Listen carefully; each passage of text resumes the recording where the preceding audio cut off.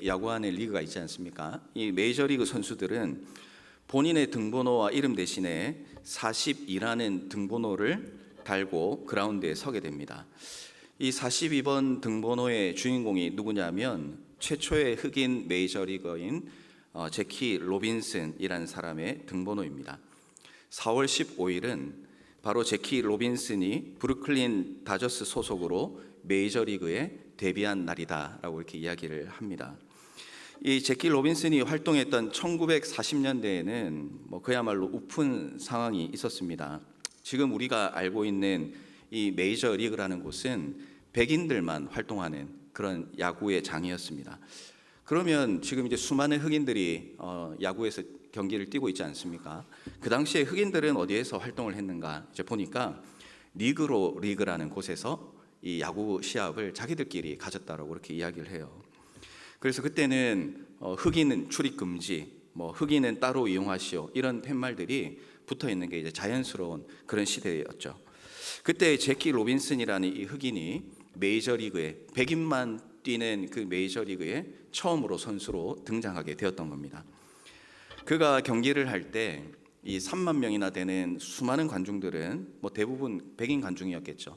어쩔 줄 몰라 했습니다. 그리고 이 흑인이 그 백인들이 하는 그 야구에 등록했고 경기에 참여했다는 이유로 엄청난 야유를 보내고 입에 담지 못할 그런 심한 욕설을 그에게 퍼붓기 시작을 했습니다. 그때 그 같은 팀 소속이었던 백인 선수인 리제라는 선수가 있습니다. 이 선수가 로빈슨에게 다가가서 특별한 행동을 한 건 아니에요. 그를 한 손으로 이렇게 끌어안습니다. 그리고 수많은 그 야유하고 있는 관중들에게 그 어깨를 풀지 않고 관중석을 가만히 바라보고 있었던 거죠. 그러자 갑자기 관중석이 조용해지는 그런 놀라운 일이 일어나게 됐습니다. 나중에 이 제키 로빈슨은 자신의 인생을 회고하면서 어떤 고백을 했느냐면 그의 어깨를 감싸주었던 동료의 팔이 자신의 인생을 구원해 주었다. 이렇게 이제 고백을 하게 되었습니다. 제가 짤막한 이야기를 여러분들에게 말씀을 드렸지만 오늘 우리가 함께 나누는 말씀의 주제는 중보 기도라고 할 수가 있습니다. 그러니까 서로를 위한 기도라고 할 수 있는데요. 이 중보 기도 또 서로를 위한 기도가 어떤 그림이 연상이 되냐라고 할 때 저는 수많은 사람들이 야유와 욕설을 퍼붓고 홀로 외롭고 힘들고 지쳐있는 그 순간에 내가 쓰러지지 않고 나에게 힘을 줄 수 있도록 지탱해주는 그 한 팔, 그것이 바로 이 성도의 중보 기도라고 생각을 합니다. 외롭고 힘든 순간에 누군가가 나를 위해서 기도한다라는 것은 나에게 힘을 주고 또 내가 살아갈 능력을 공급해 줍니다. 나를 지탱해 주고 나의 어려움을 극복해 주기 때문에 그렇습니다. 사랑하는 성도 여러분, 여러분들은 지금 누구를 위해서 기도하고 있습니까? 아마 이 수요 예배에 나오신 정도 되는 우리 성도님들은 분명히 자신을 위한 기도뿐만 아니라 누군가를 위한 기도를 반드시 하고 있으리라 그렇게 생각을 합니다. 그렇다면 다른 질문을 한번 드려보겠습니다. 그렇다면 나는 지금 무슨 기도를 하고 있는가라는 거죠. 대부분의 경우는 이 중보 기도를 한다라고 하면 누군가 나에게 이 구체적인 기도의 제목을 줄 때 그 기도의 제목을 가지고 그 사람을 위해서 기도하는 것 중보 기도라고 생각을 합니다. 맞습니다. 너무나 중요하고 필요한 것입니다. 그런데 이제 우리가 살다 보면 부탁받지 않았을 때 그럼 평소에는 어떤 기도를 해야 될까 하는 그런 이제 생각들을 한 번쯤은 해보셨으리라 이렇게 생각을 합니다. 오늘 사도 바울은 3장 2절부터 14절까지의 말씀을 통해서 왜 자기가 지금 기도할 수밖에 없는가에 대한 이유를 밝히고 있습니다. 그 이유는 간단합니다. 사도 바울은 감옥에 갇혀 있기 때문에 그렇습니다.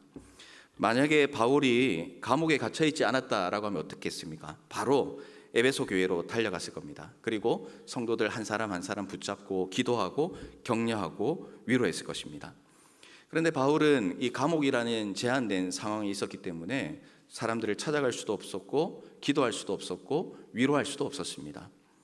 그런 제한된 상황 가운데서 이 자기가 할 수 있는 것을 제한받다 보면 나중에 한다거나 미룬다거나 이런 이제 모습을 보일 때가 참 많이 있는데 바울은 그렇게 하지 않습니다. 지금 이곳에서 할 수 있는 일을 찾습니다. 감옥에서 할 수 있는 일을 찾고 있는 것이죠. 우리도 우리 앞에 제한된 일이 있을 수 있고 어려움이 있을 수 있습니다. 심지어 감옥과 같이 아무것도 할 수 없을 것 같이 보이는 그런 상황이 주어져 있을 수도 있습니다. 그런데 하나님께서는 성도에게 할 수 있는 일을 분명히 주셨습니다. 그것을 이제 사도 바울이 우리에게 가르쳐 주고 있는 것입니다. 그것이 바로 기도라는 것이죠. 우리는 기본적으로 자신의 신앙을 위해서 최선을 다하는 삶을 살아야 됩니다. 그러나 그것이 끝이 아닙니다. 기본을 갖추고 나면 우리는 그것을 가지고 더 많은 것을 해야 됩니다. 특별히 우리 성도는 외롭고 어려움에 처해 있는 서로를 위해서 기도해야 합니다. 이 바울이 기도하는 모습을 잠시 한번 보십시오. 먼저 바울은 기도의 대상이 분명하게 나타납니다. 기도의 대상은 하나님입니다. 우주를 창조하시고 다스리시는 하나님입니다. 그리고 바울은 자신의 어려운 처지를 놓고 하나님께 기도했을 것입니다. 14절과 15절 말씀인데요, 다 같이 한번 읽어보도록 하겠습니다. 시작. 이러므로 내가 하늘과 땅에 있는 각 족속에게 이름을 주신 아버지 앞에 무릎을 꿇고 비오니. 아멘. 이름을 주신 아버지 앞에 기도를 하고 있습니다. 그 하나님 앞에 기도할 때 바울이 얼마나 간절하게 기도했냐면 무릎을 꿇고 비온다, 이런 이제 표현을 쓰고 있습니다. 유대인들은 일반적으로 서서 기도를 하는데요, 바울은 기도할 때 무릎을 꿇고 간절히 기도하고 있습니다. 이 꿇는 무릎이라는 것은 간절함과 그리고 하나님 앞에 겸손한 순종으로 나아가겠다라는 외적인 표현이라고 할 수가 있습니다. 그런데 오늘 우리가 함께 다루고 있는 것은 이 바울이 하나님 앞에 드리고 있는 기도의 내용이 무엇인가 하는 것입니다. 바울은 자신을 위해서 분명히 하나님 앞에 간절히 기도했습니다. 그렇지만 대부분은 다른 성도들을 위해서 기도하고 있습니다. 기도의 능력을 믿었기 때문에 그렇습니다. 오늘 우리가 우리 자신을 위해서도 기도하지만 동시에 어려움에 처해 있는 우리의 동역자들, 또한 우리의 이웃들을 위해서 기도할 필요가 있습니다. 우리가 기도할 때 성령님의 놀라운 역사가 동역자들과 이웃들에게 일어날 수 있기 때문에 그렇습니다. 바울은 우리에게 어떻게 기도하라고 가르쳐 주고 있는지 오늘 말씀을 통해서 한 세 가지를 정리해 보고자 합니다. 먼저 첫 번째로는 성령의 능력으로 말미암아 속사람을 강하게 해달라고 기도해야 한다, 이렇게 가르쳐 주고 있습니다. 16절 말씀을 보겠습니다. 그의 영광의 풍성함을 따라 그의 성령으로 말미암아 너희 속사람을 능력으로 강건하게 하시오며. 아멘. 이 속사람이라는 것은 무엇입니까? 속사람은 말 그대로 눈에 보이지 않는 그리스도인의 마음을 의미합니다. 속사람을 강하게 해달라는 기도는 그 마음을 강하게 해달라는 간구입니다. 그러면 속사람의 반대는 무엇입니까? 겉사람이라고 할 수가 있겠죠. 겉사람은 앞에서 이야기했던 것처럼 육체의 욕심을 따라 살아가는 사람, 세상의 우선순위와 가치를 두고 살아가는 사람, 이것을 겉사람의 모습이라고 할 수가 있습니다. 사도 바울은 고린도 교회 성도들에게 속사람에 대해서 이렇게 설명을 합니다. 고린도후서 4장 16절 말씀입니다. 그러므로 우리가 낙심하지 아니하노니 우리의 겉사람은 낡아지나 우리의 속사람은 날로 새로워지도다. 아멘. 그리스도인은 겉사람이 아니라 속사람이 중요합니다. 겉이 새로워지는 것이 아니라 속이 새로워져야 되는 것이죠. 눈에 보이지 않지만 우리의 마음은 이 전쟁터와 같은 곳입니다. 영적인 전쟁이 끊임없이 일어나는 곳이죠. 우리가 세상에서 살아가다 보면 끊임없이 어떤 고민에 빠질 때가 참 있습니다. 선택해야 하는 일들이 많이 있기 때문에 그렇습니다. 한쪽을 선택하면 편히 갈 수 있다, 다른 쪽을 선택하면 어렵게 간다. 만약에 두 갈래의 길이 있다면 여러분들은 어떤 길을 선택하시겠습니까? 아마도 당연하게 편하게 갈 수 있는 길을 선택하시고자 하실 것입니다. 그런데 이 세상을 살아가다 보면요, 이 쉽게 선택하고 걸어갈 수 있는 길이 이 마귀의 유혹과 시험일 경우가 참 많습니다. 이 죄의 유혹일 경우가 많다는 것이죠. 죄에 대해서 한번 딱 눈 감으면 편하게 갈 수 있는 이 사탄의 유혹이 우리에게 주어질 때가 있습니다. 그래서 우리가 이 지식적으로는 하나님께서 원하시지 않는 것이다라는 것을 분명히 알지만 그럼에도 불구하고 이 사탄의 유혹이 너무나 달콤하기 때문에 모른 척하고 넘어가는 경우가 얼마나 많이 있는지 모릅니다. 그래서 그리스도인이라 할지라도 이 죄의 유혹에 넘어갈 때가 있고요, 또 영적인 전쟁에서 패배하는 경우도 많이 일어나게 됩니다. 영적인 전쟁을 이긴다는 것은 버거운 것입니다. 또 나 혼자 힘으로는 이기기가 어렵습니다. 그래서 사도 바울은 이런 이 죄의 유혹 가운데 있는 에베소 교회를 위해서 기도할 때 이기기를 기도하고 있는 겁니다. 그런데 이제 이길 수 있는 방법이 무엇이냐? 그것은 너희가 열심히 노력하고 또 최선을 다해서 이길 수 있는 것이 아니라 성령의 능력으로만 이길 수 있다. 그 승리의 비결을 기도를 통해서 가르쳐 주고 있는 것입니다. 성령의 능력으로 이길 수 있도록 기도합니다. 혼자의 힘으로 이길 수 없지만 성령의 능력을 힘입으면 이길 수 있다라는 것이죠. 그래서 로마서 8장 26절은 이렇게 고백을 하고 있습니다. 우리 함께 읽어보도록 하겠습니다.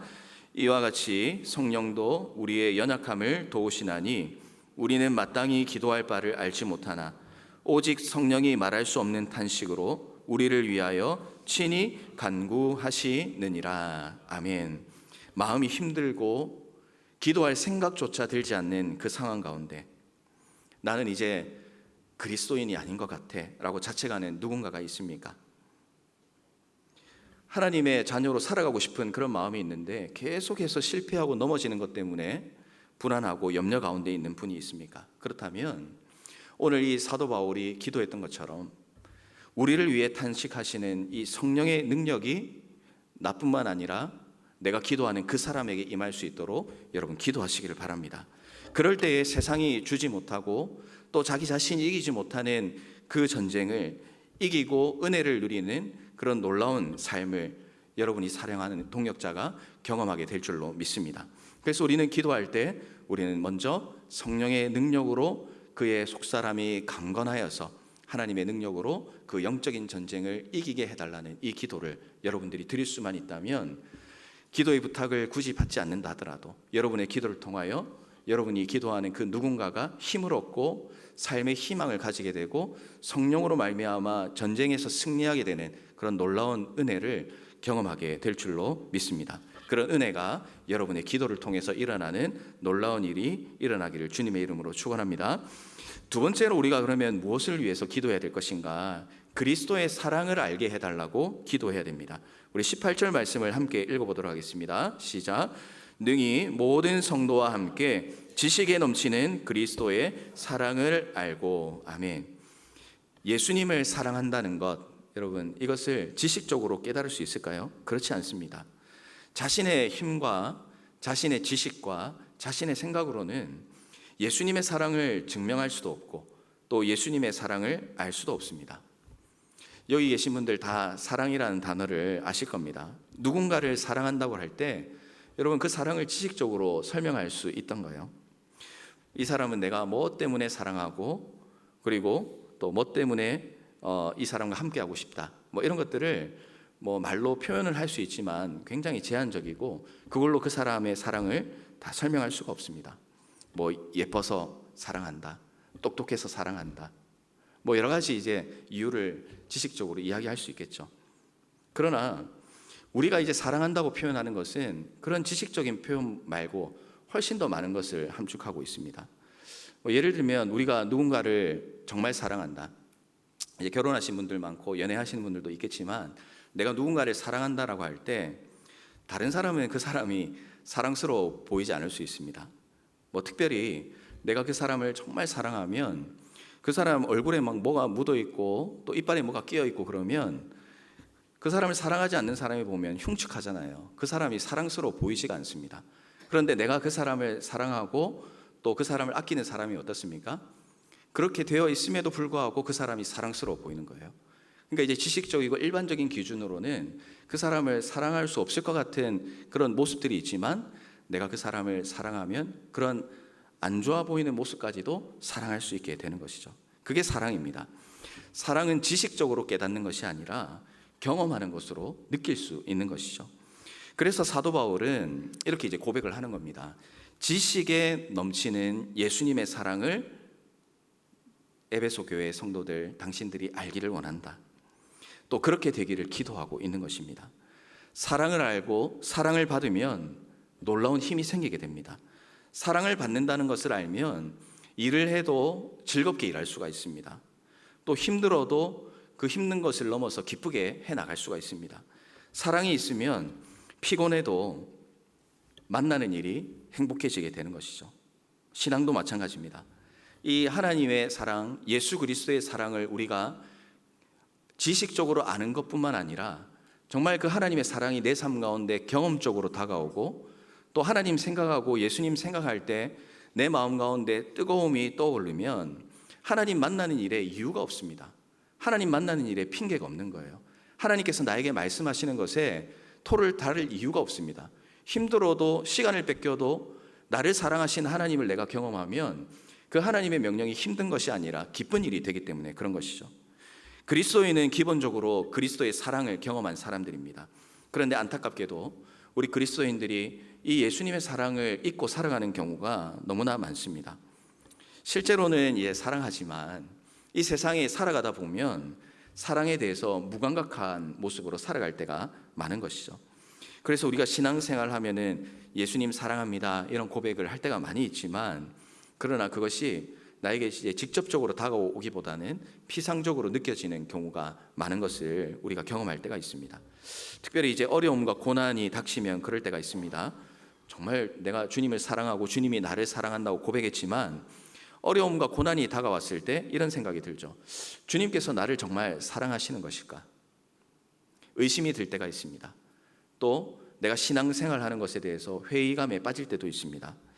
나를 사랑하시는데 나한테 어떻게 이런 일이 일어날 수 있는가? 나를 사랑하시는데 잘 되는 일보다 안 되는 일이 더 많은 것 같지? 라고 하나님의 사랑을 그 상황에 따라서 평가하는 경우가 있게 되는 것이죠. 예수님 사랑한다고 하지만 교회 가는 것이나 신앙생활하는 것이나 내가 사역하는 것에 기쁨보다는 짜증과 괴로움이 있는 경우가 있습니다. 여러 가지 상황 때문에 그럴 수도 있겠지만 오늘 이 바울의 기도를 통해서 깨닫게 되는 것은 단순합니다. 그 답은 무엇입니까? 예수님의 사랑을 경험하고 잊지 못하기 때문에 그런 것이죠. 그래서 바울은 성도들이 사랑을 평가하는 자가 아니라 사랑을 경험하는 자, 사랑을 아는 자가 되라고 기도를 하고 있습니다.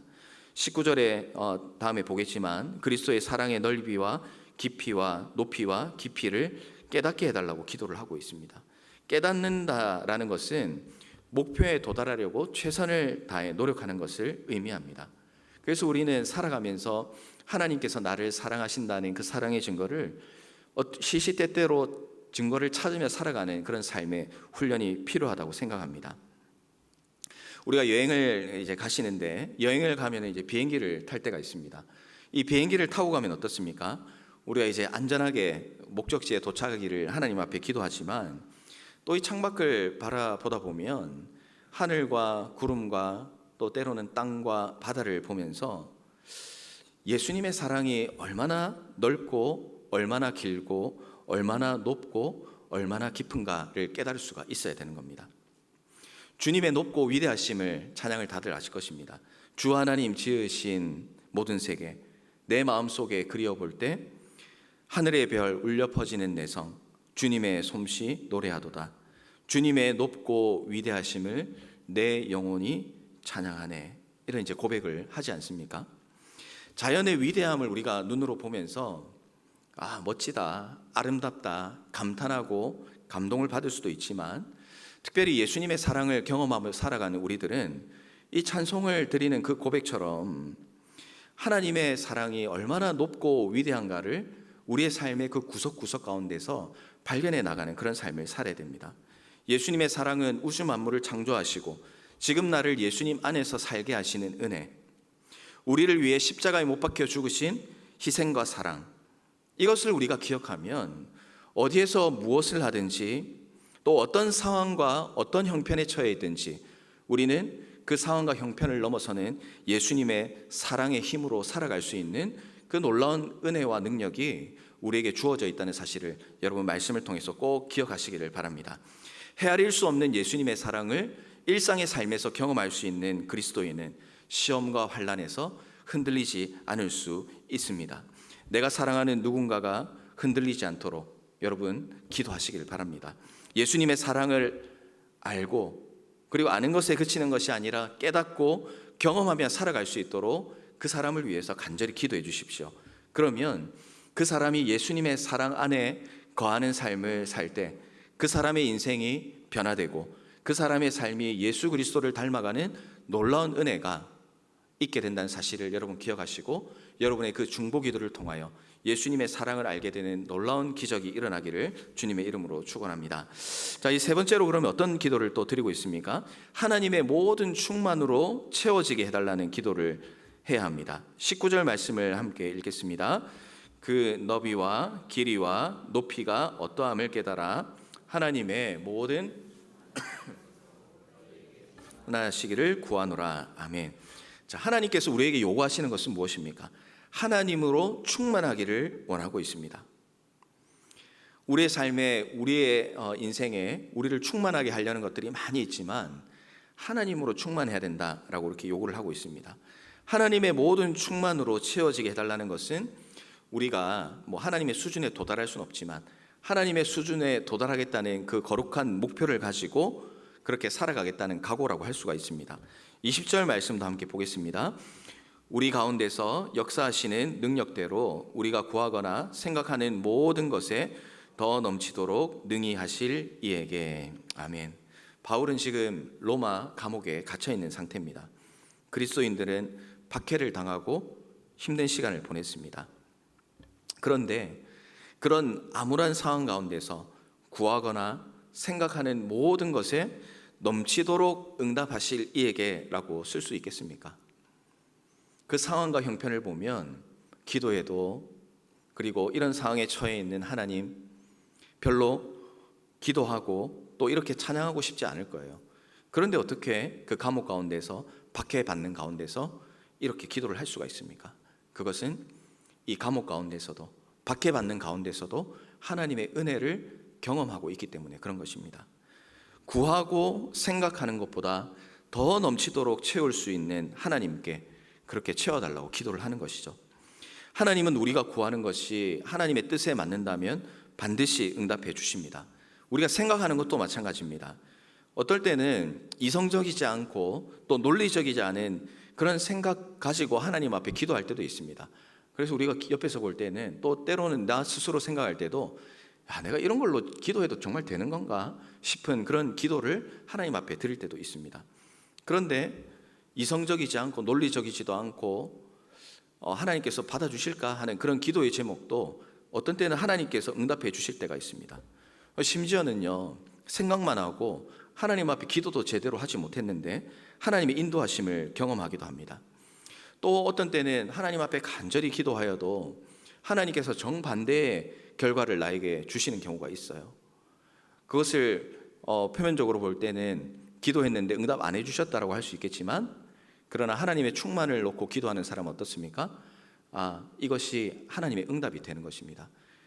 내 기도의 제목과 반대되는 것이 하나님의 응답이라면 내가 구하는 것이 하나님 보시기에 좋은 것이 아니었고, 하나님께 주신 이 응답이 이 하나님께서 사랑하시는 자녀에게 주시는, 나에게 주시는 가장 좋은 선한 응답이구나라고 고백할 수 있는 것이 이 하나님의 충만을 경험하며 살아가는 사람이라는 것이죠. 제가 말씀드린 이 모든 것은 결국 하나님의 은혜입니다. 하나님의 충만으로 채워지는 기도라는 것은 결국 이제 쉽게 이야기하면 하나님의 은혜로 가득 찬 삶을 살게 해주십시오라는 기도입니다. 세상의 지식과 생각으로 가득 찬 그런 삶이 아니라 하나님이 나의 생각과 나의 마음, 그리고 나의 삶에 충만하게 해주시길 기도하는 것입니다. 중보기도라면 하나님께서 내가 기도하는 그 사람의 생각과 그 사람의 마음과 그 사람의 삶에 하나님 충만하게 하도록 하나님 도와주십시오, 이렇게 기도하는 것이죠. 성도는 영적으로 성장해야 되는 그런 책임이 있습니다. 그 목표는 어디입니까? 우리 옆에 있는 신앙생활 잘하는 어떤 분이 현실적인 목표는 될 수 있겠지만 우리의 궁극적인 목표는 우리 예수 그리스도입니다. 목표를 완전히 이룰 수는 없지만 성령 하나님의 도우심으로 우리는 그 목표를 향해서 한 걸음씩 나아갈 수 있습니다.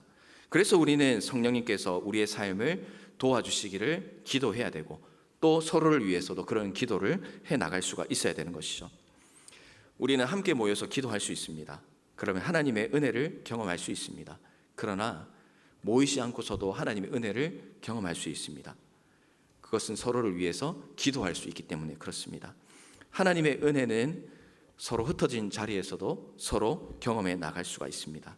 다른 사람의 소중함과 가치를 깨닫는 사람, 누구에게나 차별하지 않고 기도하는 사람, 하나님의 은혜를 흘려보내기를 원하는 사람, 하나님께서는 그 사람을 기억하시고 그 사람의 기도에 신실하게 응답하신다는 사실을 기억하셔서 여러분들이 누군가를 향한 그 은혜의 통로로 살아가시는 그 축복을 이 중보기도를 통해서 누리시는 모든 성도님들 되시기를 바랍니다.